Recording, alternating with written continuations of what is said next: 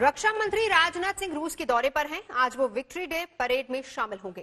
कल राजनाथ सिंह ने रूस के डिप्टी पीएम से मुलाकात की थी और दोनों देशों के बीच रक्षा सौदों पर अहम बातचीत हुई। लेकिन एलएसी पर तनाव के मद्देनजर चीन इस मुलाकात और बातचीत से चिढ़ गया है।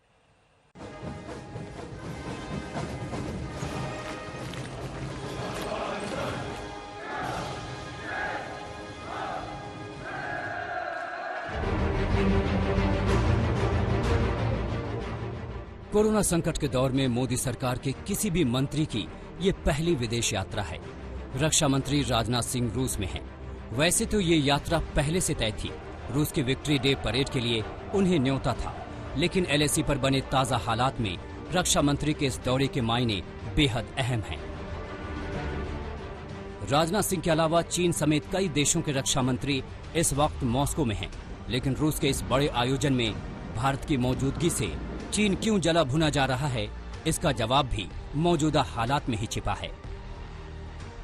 व्लादिमीर पुतिन के इस वर्ष भारत आगमन को लेकर भी हम काफी उत्सुक हैं।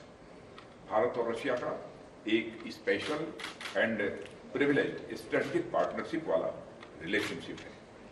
हमारा डिफेंस रिलेशनशिप इसका एक महत्वपूर्ण पिलर है। रूस के हथियार बाजार का अभी भी सबसे बड़ा आयातक भारत ही है, लेकिन आयात निर्यात के अलावा दोनों देशों के ऐतिहासिक संबंध भी चीन को कांटे की तरह चुभते हैं। वो भी तब जब दोनों देशों में रक्षा सौदों को लेकर अहम बातचीत हो रही हो। रूस ने भारत को S-400 मिसाइल डिफेंस सिस्टम जल्द देने का भरोसा दिया है। दोनों देशों के बीच $5 बिलियन का सौदा अक्टूबर 2018 में हुआ था। सौदे के तहत रूस भारत को 5 S-400 मिसाइल डिफेंस सिस्टम देगा, जिसकी डिलीवरी अगले साल के बीच से शुरू होनी है। इसके अलावा दोनों देशों में Su-30 MKI और MiG-29 विमान, अत्याधुनिक AK-203 राइफल, हल्के हेलीकॉप्टर जैसे कई रक्षा उपकरणों और हथियारों की खरीद को लेकर बातचीत चल रही है। हमारी डिस्कशन काफी पॉजिटिव और प्रोडक्टिव रही है। मुझे भरोसा दिलाया गया है कि ऑनगोइंग कॉन्ट्रैक्ट्स को मेंटेन किया जाएगा और न केवल मेंटेन किया जाएगा बल्कि उनको और तेजी से कम समय में पूरा भी किया जाएगा, यह भी भरोसा दिलाया गया है। लेकिन चीन को इन सौदों पर इतना ऐतराज है कि चीनी कम्युनिस्ट पार्टी के मुखपत्र पीपल्स डेली में रूस से अपील कर दी गई कि ऐसे हालात में वो भारत को हथियारों की सप्लाई न करे। लेकिन सच ये है कि संबंधों की कूटनीति रूस को किसी से सीखने की जरूरत नहीं है।